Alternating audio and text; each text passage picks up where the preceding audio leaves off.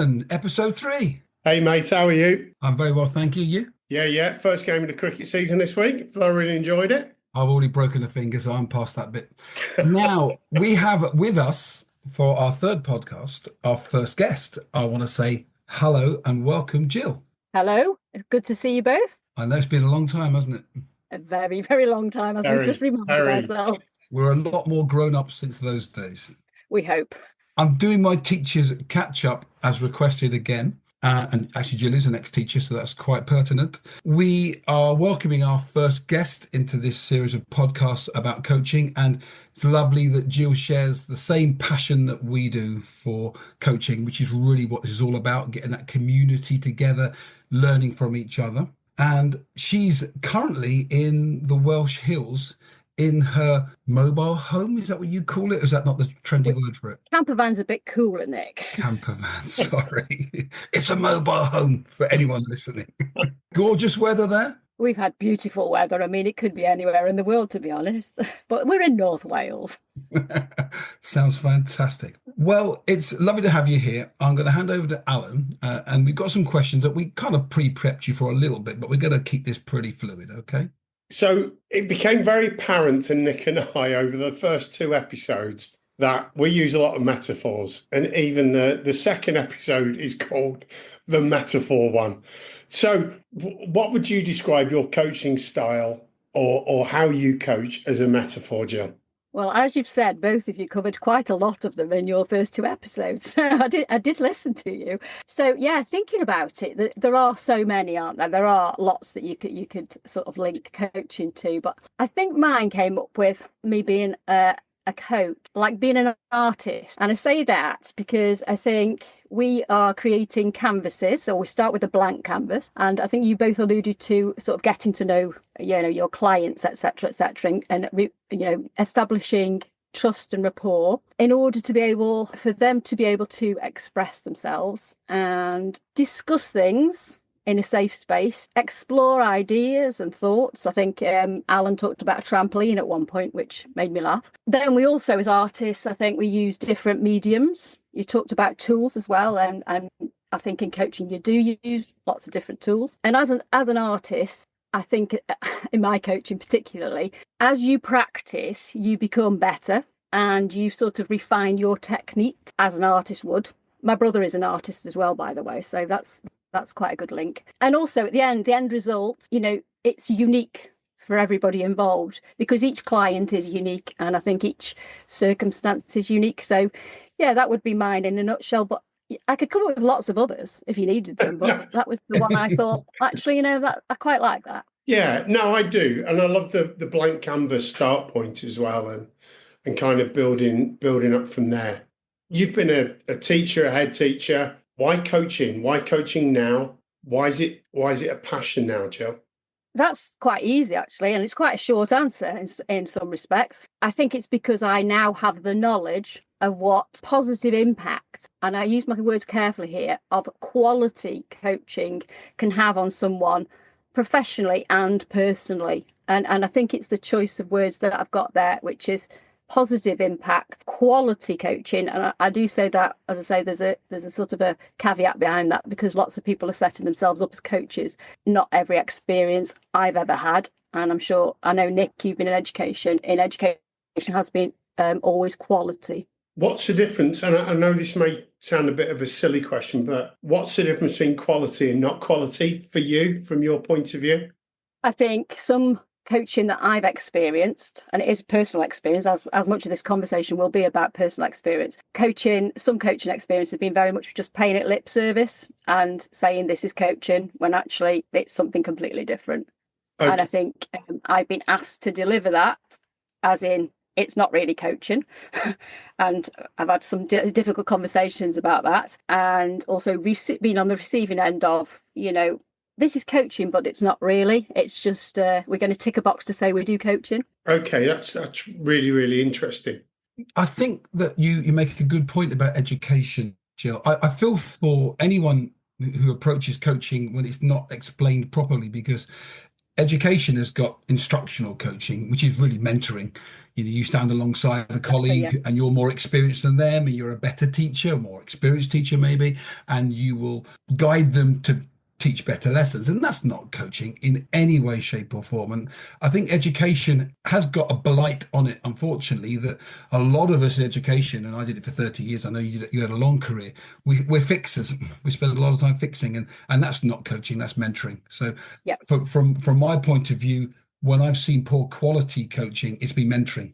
Exactly. It's been advice Exactly giving. that. It's been fixing. Yeah. So Yeah, I agree. I absolutely agree with that. Yeah. that's a nice kind of differential of coaching to mentoring, but also, I guess, the continuum of tell to explore and everything that lies in between that as well. And talking of which, ironically, Nick and I say an awful lot we don't use models, we don't rely on models. Yeah, I know we've used a lot of models in the first two podcasts in terms of demonstrating stuff and introducing stuff. So do you have any preferred models or a model you go to in different phases of a relationship in your I think one of yeah. I think we all do have something to hang a session on as such, you know what I mean? But again, sessions have a certain, you have a time limit, and I think you alluded to it, as I say, in your last podcast about not rushing that. And I think, Nick, you talked about the reality stage of the grow model. And I absolutely would say that is crucial and fundamental. So I suppose grow is very simple. And so that would be a model that, yeah, I would go to. But I think one of the things that I've used a lot of is trying to explore feelings and emotions more, which sometimes goes amiss, or people want to move on because it's an issue. And so for me, I try and go down the feelings and emotions route, because in my experience, and that's all I can talk about, if you can take the feelings or emotions away from an issue, sometimes the issue becomes easier to discuss, if that makes sense. Can you give me a nondescript example of that? Yeah, I suppose it is when somebody's struggling with something. And I had one member of staff who was in a difficult school, and he'd been sent in as sort of a rescue head, as it were, and he was trying to build rapport, but obviously still having to have some difficult conversations with certain staff as well. And he was taking it very personally. So how things were, he was sort of taking it personally because he was a new kid on the block and he wanted to build relationships, but he'd got some difficult things to say. And so when we had the coaching sessions, it did take more than one or two, as it usually does, was to try and to unpick actually what were the things messages that were the priorities that he needed to communicate with the staff without feeling that it was him doing it to them, if that makes sense, and yeah. He was taking all that baggage with him, all that feeling of, oh, I'm the bad guy, I'm the bad guy, I'm the bad guy. He'd obviously been given the trust to go in there and do a job, but he was taking it all quite personally, and he was new to that sort of role as well. Jill, you made a couple of points that really resonated with me. You talked about quality coaching does have a professional and a personal overlap. The two things are inextricably linked. And you talked about feelings and emotions. And I started studying recently to be a counsellor, a therapeutic counsellor. And I went there initially to check where the border was between coaching and therapy. And what I learned was they lay on top of each other so significantly that what therapy does, which is to explore quite often the link between your beliefs and your behaviors and your thoughts and your feelings, that feelings bit might get missed out in some coaching. I think there could be a bit of queasiness about some coaches to talk too much about feelings. And I know that from my own experience of training to be a coach, I don't think we spent a lot of time really talking about feelings. It was more about thoughts. Exactly. And that was the point really when I was saying about, you talk about the reality, and I try to explore that feelings and emotional aspect. I just find people in executive leadership positions, because they have to be this person, they're the person everybody looks to for direction and, for advice, showing that vulnerability. It's really difficult. It's really very difficult, especially in a situation where you're in a school that you've got to move it forward, and there are some really difficult things going on and difficult conversations to be had. So showing your vulnerability is quite hard. So exploring that, I think, has been really enlightening to me as a coach, because, as I say, once you can split the two, the actual issue and the emotion and feeling, then the issue actually is probably much easier to solve. And that fits beautifully with your metaphor. because your metaphor of the artist, where you're splashing stuff onto the canvas, is about expressing something. You talked about expressing themselves. Well, if you can't use your words for adjectives for feelings, you're probably not expressing yourself particularly usefully, are you? So really, Absolutely. that ties in very closely with your metaphor. So let me now take you on a little journey, and we've only got minutes for this, Jill. So I know it's a difficult thing for you to do, but you moved, as I did, out of education into coaching, and Yeah. it's a path that quite a few tread. Can you tell us about your journey, and specifically now, what do you think you bring from education into your coaching work? Okay, yeah, the story could be a very long one, but I'll try and keep it as concise as I can. So please do tell me to be quiet if you've had enough. Yeah, I talked before about having some coaching sessions that I didn't really make a difference, and it was because it wasn't really coaching to the deep level that I now know what it should look like after doing the training and actually coaching. You know what it looks like and what it feels like. More to the point, I think it was when I was doing my NPQEL, which is National Professional Qualification for Executive Leadership, for those who are not in education. I had a great coach, and her name was Linda. I'll call her Linda, and she was absolutely fabulous. And our coaching sessions took place over the phone. And it was before COVID, and it was a very bizarre situation. So I didn't know how it was quite going to work. And I had a difficult situation where I was an executive head. Within 4 weeks of taking on a second school, we had an inspection. Everything was fine. So we'll keep it as that. Everything was fine. Then within another 4 weeks, I had another inspection. And the first school were quite a vulnerable school that we'd taken on to support. And we'd had the CEO come in, and it wasn't that the decisions were incorrect. It was how they were delivered to the staff that I was then dealing with. And I was getting myself quite wound up because a conversation to be had with the CEO there, it was one I really didn't want to have, as you can imagine. And it wasn't that his decisions were incorrect. It was a case of how he was dealing with the people at the other end of it. My coaching sessions were absolutely invaluable to go through the whole process so that I could have a conversation that was professional. It was organised. I said what I needed to say and felt so much better at the end of it. There was just clarity, and we could move on within the relationship. Yeah, that was the starting point for me. But wow, she's really skilled. How impressive was she to get me to do that? Because I don't know how I'd have got me to do that. Those difficult conversations. Following that, I've had quite a lot of other things that I've dealt with. Snapped an Achilles tendon. When the universe is trying to tell you something, rest and stop. Yeah. A 99% a rupture. It was a good one. I didn't stop.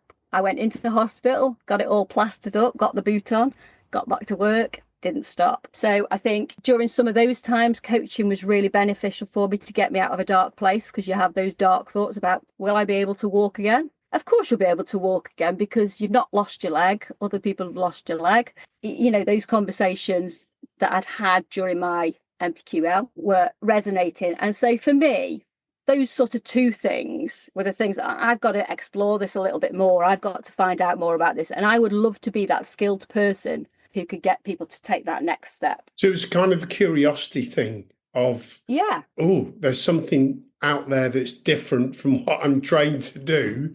And I'm kind of impressed by it, and it can help me. And I, holding a mirror up can help others do that as well. You seem to be almost surprised at how effective it was, given difficult. A dark place sounds pretty tough, and the context of the school sounds pretty tough. So for that impact to be so strong from Linda, were you surprised at it, or did you already know that it could be that useful, that powerful?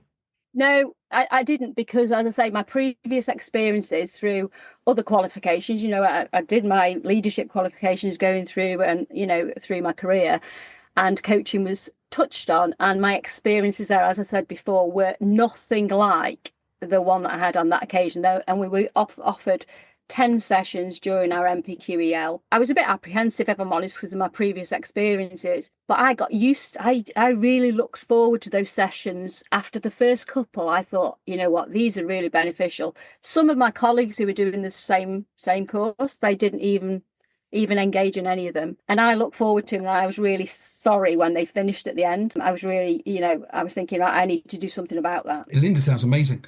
I wish I had Linda right now. She sounds amazing. We're always looking out for Linda, Nick. Oh, we're back to hue and cry. Wrong I in didn't there. even set that up for you, Alan. That just came from nowhere.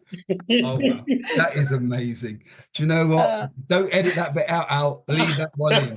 There's a lot of cheesy stuff coming out, but that one's staying in. Can we get ourselves back together again in some kind of grown-up way? What's interesting to me, Linda was communicating in the right way, and studying on the qualification I am now in counselling, it's all about communication, and we know leadership's all about communication, coaching's all about communication. If Linda had been the CEO, what do you think she'd have been doing with the messaging? Can you imagine what a really good coaching CEO would look like with the way they messaged?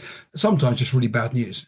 If the CEO in a coaching situation, and this is something that I've done with a client previously, is actually swapped seats. So done okay, put yourself in their position. And actually, that's also really powerful, and say, okay, so that's what I tried to do, was to swap seats and see how it is from the other person's perspective. And actually physically swapping seats, if you're doing a face-to-face, has been quite powerful before. I did that with somebody who was very high up in education, actually did that session with me once I'd done my coaching, and gave me that as a good tool to use, which I'd not experienced prior. You know, you do your coaching qualification, but you're constantly learning. And so that was somebody who was, as I say, quite well up in education regionally, and said, oh, have you tried this? And I think that would have been a really good thing to do in that situation, to say, see how it looks from the other person's perspective, and physically do that and say, okay, you know these people, you know how they think, you know how they react to certain things. How would you feel if that was you and that was being delivered in that way? It's so nice to hear that, because it's really resonating from the therapy work that I've been doing, because switching seats is actually a therapeutic tool. They use it in therapy all the time. That idea of switching seats, Yeah. and physically doing it as well, to really get into role. So it's lovely that you can see that congruence and that connection across coaching, helping, listening. I know I've used that recently, but I've done it from a kind of sporting high performance point of view, of looking at that conversation on a TV from your sofa and seeing what you would think of watching it on TV. So if you have that conversation and removing yourself and going, well, what does that dialogue look like to you from a third person point of view? So you're first and third person in that. And that's sometimes a really powerful tool to use in terms of that visualization, that empathy. But as you guys have both said, you know, in terms of that switching roles and taking you out of context to give you a different vision on things. Can I then ask you another difficult question here? That when you were CEO, when you were managing multiple schools, very, very complicated business, lots of moving parts, what advice would you give the you CEO now that you've had some time out and you've worked differently and you've become a coach? What advice would you give the CEO you? And it could be about your organization or the people in it or you. Yeah, good question. I think when you're in charge, you've got to look at everybody as being unique. It isn't a one size fits all. So for me, you mentioned it, and it's generic in coaching. It's about listening. And I know that I needed to take time out of my career when I was a head teacher. I stepped back because the one phrase I used to my staff at the time was, I need the noise to stop. And I think when you're in positions of executive leadership, there's an awful lot of noise. So therefore, my advice to a CEO would be, you need to listen, but you can't listen if there's too much noise. So you need the noise to stop, or at least quieten down, before you can listen and hear what's being said. That then enables you to tune in to what is actually going on. So it does come down to basics within listening, in basics of coaching when you think about it. Which session was it you two talked about? You get rid of the plan and the review disappears and you're up to your neck in do basically, aren't you? You know, you just doing, and you do get up to that point. And I think we're all guilty of that, and we've all probably experienced that. So for me, it was a case of stop all that doing because the noise is too loud. Stop the noise because I'm unable to listen and hear, and therefore tune in to what I actually need to do. And it's a hard thing to do because it's a busy place. You talked about that as well, about being busy, you know, and is being busy being more effective? Is it having more impact? And some people seem to think that's what it looks like, but actually listen look after you, because that's really important to the whole organization. And that's what I've learned. And I'm guilty of not doing that over the course of my career. That's putting your own oxygen mask on first Absolutely, before yeah. you help someone else to put an Yeah. oxygen mask on. Yeah, absolutely, yeah. We do live, I think, in the Western world in a culture that has a very negative bias against being selfish. And my daughter today is studying psychology. She's 20. We had lunch together. And she said to me that you can never, ever, it sounded quite cynical, but she's been studying, right? So she said, you can never, ever trust anybody apart from yourself. And altruism maybe doesn't really exist because we're altruistic because we want to get things for ourselves. She was telling me about a row with her partner about cleaning up the house, so it wasn't a big thing. But if you talk selfishly and you're introspective, I think Western culture sees it as quite narcissistic. And if you're a leader, and when I was ahead, I was told you're paid the big bucks to sit in the big chair, crack on, Yeah, which is no good yeah. if you're Yeah. overwhelmed. So I think. But I also think critically, listening to those two things, that's why you need a third party. That's why you need a coach. That's why you need an executive coach, someone you can trust, someone you can talk to, offload, create that space to diminish that noise, as you said, Jill, but also then explore different areas that you need to explore. And maybe people do see that as selfish. How have you got the time to sit down and speak with someone for an hour or 2 hours a week or a fortnight? But that's the selfish time for the greater good of what it is you're trying to do. I absolutely agree with that. I think that anybody entering into a leadership position, and I can talk about education from my own perspective, obviously, I think every head teacher, executive head teacher, should be assigned a coach on appointment.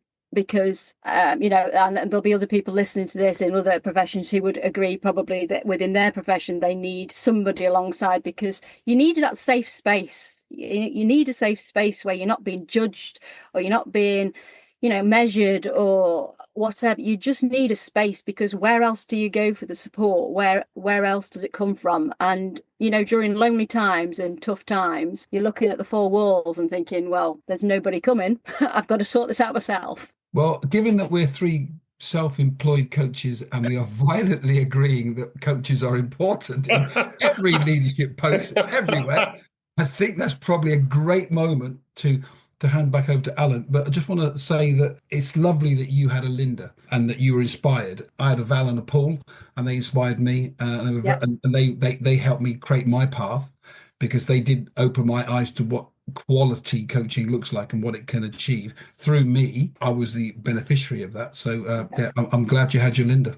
And absolutely, and so am I. As I say, I think coaching in a nutshell is life-changing. It was for me professionally and personally, because it also gave me the opportunity to be brave and step out of the education world. And now I know there's a whole world beyond it. And Nick, you do too.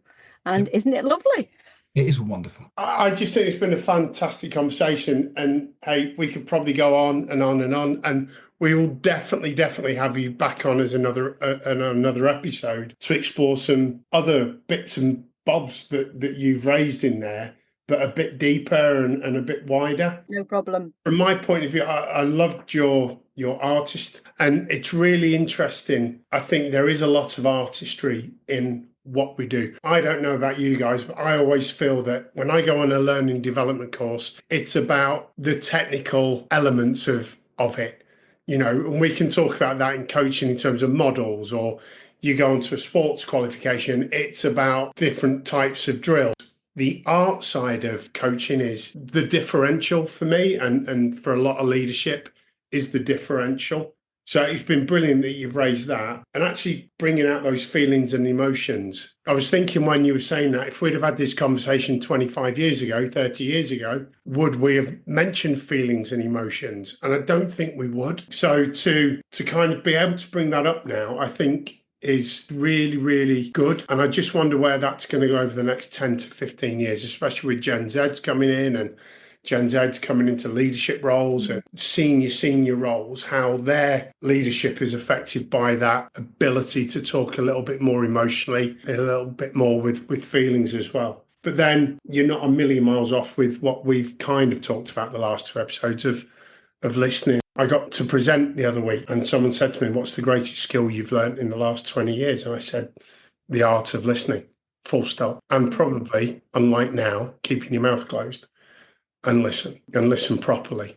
Something that I'm really going to take from this, Jill, and I really appreciate it, is that thinking about our audience of coaches, particularly standalone coaches, when you're working with a client or a coachee and you both recognize the progress, it's a wonderful feeling. And you use that phrase, life-changing. That isn't an overestimation. That is not an exaggeration. That is real, isn't it? We see that a lot. But when you tell people about your job who aren't in the business, they look at you askance sometimes and say, "Well, what do you do?" My dad still does that. And the golfers I play golf with say, "Yeah, okay, so what do you do?" They know Is that a real job? They know what head teaching looks like. They know what looking at the bottom of a pool looks like, but they don't really know what coaching looks like. So to hear it from you re-emphasize that it is life-changing is what I'm going to take away, because I'm a coach, you're a coach, Al's a coach. We are now communicating with the same language, and it's quite reaffirming for me. So thank you for that. And to go away with renewed energy with it as well, because the next person we talk to, we might change their life in whatever way it is. So it's brilliant. Jill, Nick, thank you so much, guys, for your time, your energy and your passion. We will definitely have you back, Jill. Nick, I have to have you back, but we'll pass that. Can we have Jill back when we do a video one? Because she looks much better than us. Yeah. She raises the average. I'll take that. Here we most are. Definitely. But not in your motorhome. Welcome somewhere else then. Who knows? Most definitely. So thank you, and my pleasure. To episode 4.